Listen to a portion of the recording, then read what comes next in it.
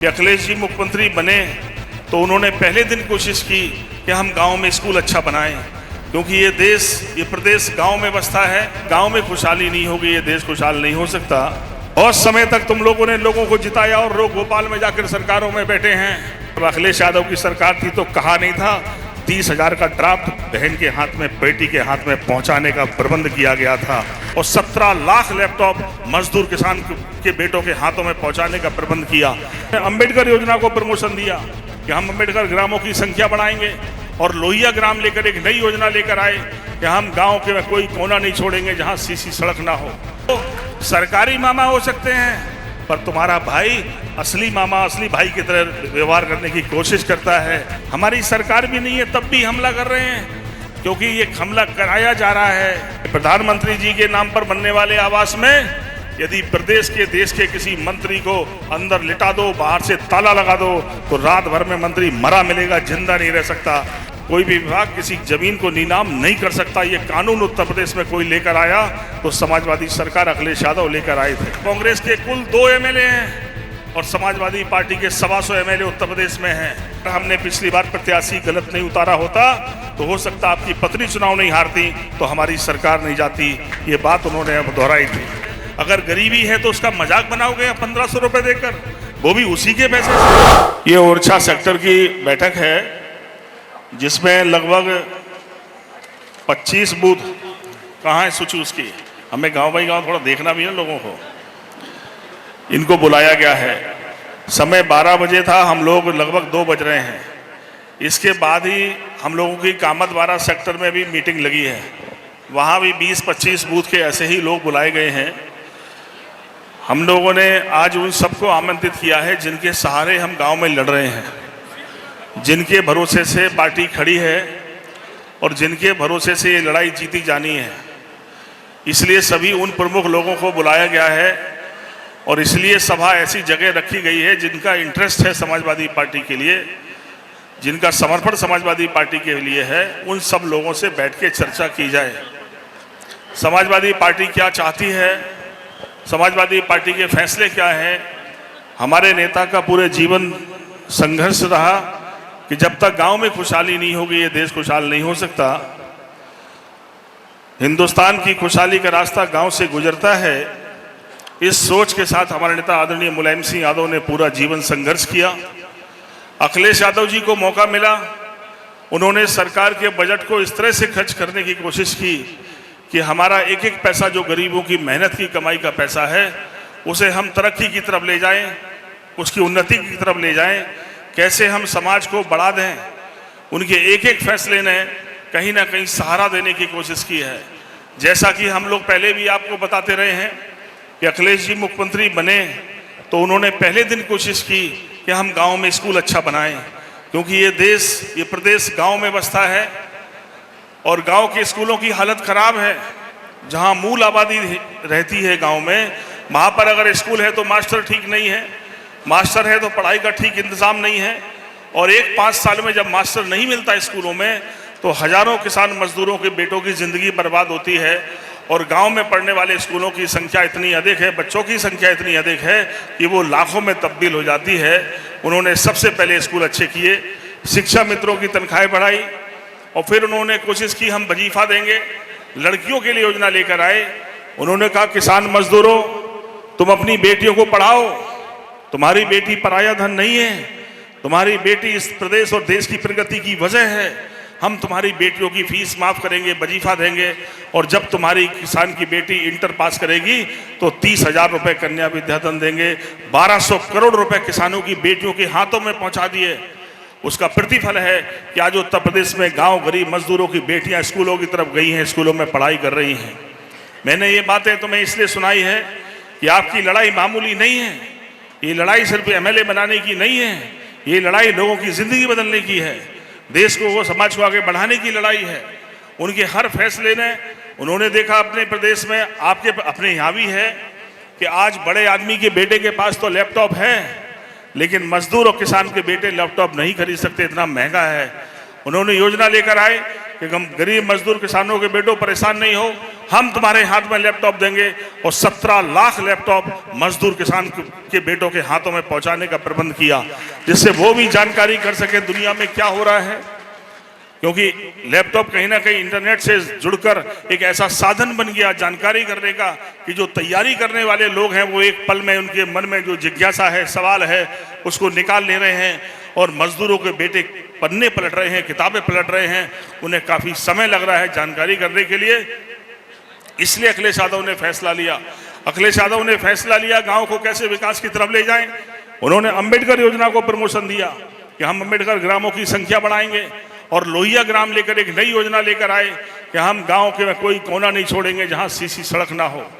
अगर आवास की योजना लेकर आए तो वो भी अनोखी लेके आए, पूरे हिंदुस्तान के सामने उदाहरण बनी।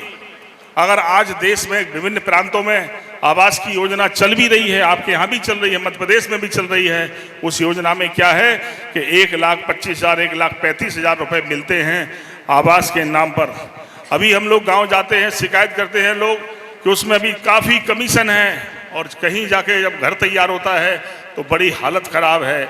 मैंने कई मौक़ों पर यह बात कही है कि प्रधानमंत्री जी के नाम पर बनने वाले आवास में यदि प्रदेश के देश के किसी मंत्री को अंदर लिटा दो, बाहर से ताला लगा दो, तो रात भर में मंत्री मरा मिलेगा, जिंदा नहीं रह सकता। ऐसी हालत में मकान बनाते हैं। लेकिन जब अखिलेश यादव की सरकार बनती है, समाजवादी सरकार बनती है, तो लोहिया आवास की योजना लेकर आते हैं। 3 लाख रुपए मिलते हैं एक गरीब आदमी को, कम से कम सुंदर मकान बन जाए, सोलर लाइट भी हो, 2 कमरे भी बन जाए, किचन भी बन जाए, जिससे आदमी रह सके। फैसलों का फर्क है। किसानों, तुम्हारे लिए फैसले की सवाल है।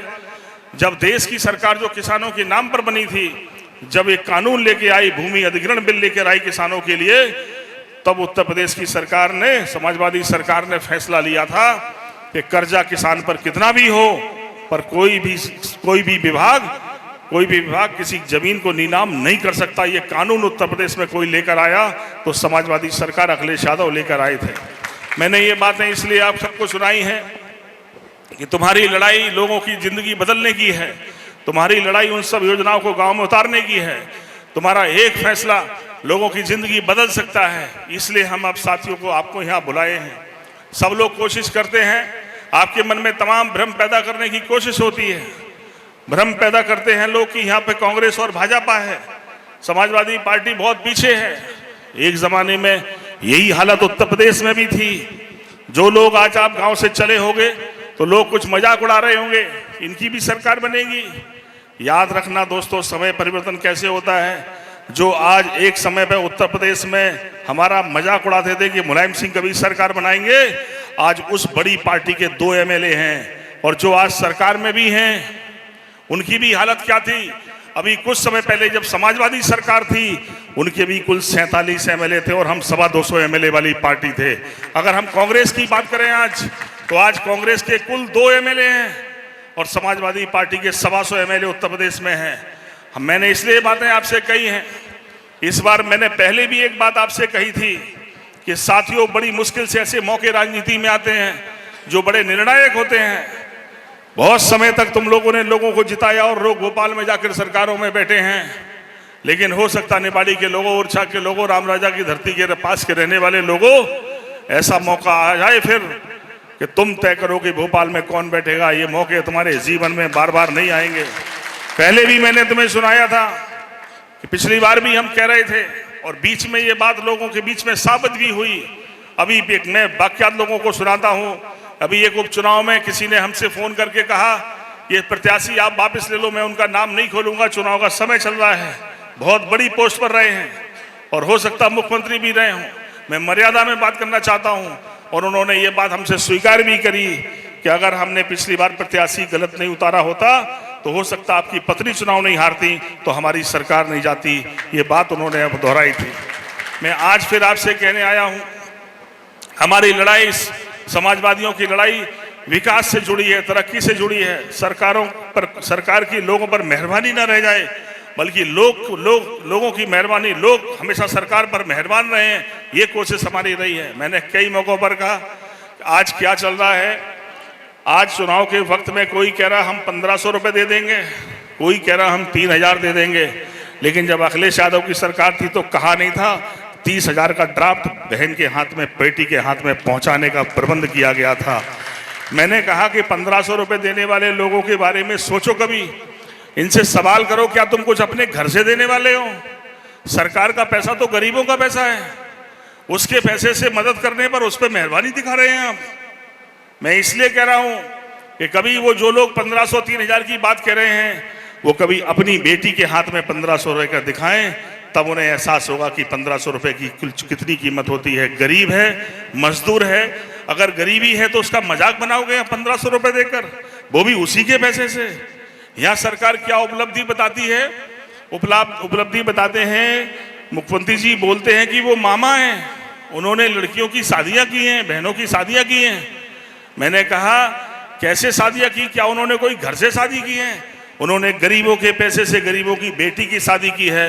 पर तुम्हारे भाई ने जिसको अपनी बहन बनाया है, अपने खर्चे से उसकी शादी का इंतजाम किया है। हमने कहा कि वो सरकारी मामा हो सकते हैं, पर तुम्हारा भाई असली मामा, असली भाई की तरह व्यवहार करने की कोशिश करता है। अपनी बहनों को हम रक्षाबंधन पे बुलाते हैं। हम लोगों ने जातियों की नफरत से लोगों को निकालने की अपने जीवन में कोशिश की है। जब पहली बार मैंने फैसला लिया कि हम अपनी बहनों की शादी करेंगे, गरीबी के कारण किसान अपनी घर में बेटी की शादी नहीं करता। घर के हालातों के विषय में भी मैं आपसे कई बार कहता हूं कि तुम्हारे घर में भी बहन बेटी है, वो भी बड़ा सपना देखती है कि मेरे माँ बाप मेरी शादी अच्छी करेंगे। जिंदगी का सबसे बड़ा सपना अगर हमारे घर में हमारी बेटी देखती है या बहन देखती है, तो सबसे बड़ा सपना यही है कि उसकी शादी अच्छी जगह होगी। लेकिन वही बेटी और बहन जब देखती है घर के हालात कि मेरे पिता सोते नहीं है, परेशान हैं, कर्ज में डूबे हैं, अच्छा घर नहीं मिल रहा है, माँ मेरी सोती नहीं है, भाई परेशान है, तो वही बेटी और बहन भगवान से पूजा में मांगती है, भगवान हमारी शादी कहीं कर देना, पर मेरे माँ बाप, मेरा भाई अच्छा रहे। ये हमारे घरों की हकीकतें हैं। इसलिए मैंने जिंदगी में फैसला लिया था कि मैं उन परिवारों की बेटियों को अपनी बहन बनाऊंगा और धूमधाम से शादी करूंगा। हमें तो उम्मीद थी कि जैन साहब जीतेंगे तो ये भी लड़कियों की शादी करेंगे। 5 साल की जगह 10 साल हो गए, किसी एक बेटी की शादी नहीं करी। अगर भगवान ने तुम लोगों को मौका दे दिया होता, समाजवादी पार्टी को मौका दे दिया होता, तो कम से कम 1000 बेटियों की शादी तो हम लोग कर चुके होते। और भगवान आगे मौका देगा, अगर भगवान मौका देगा, राम राजा की धरती पर खड़े होकर हम लोग कह रहे हैं, तो वो करेंगे जो कोई सोच नहीं सकता। शानदार से शानदार आयोजन करेंगे।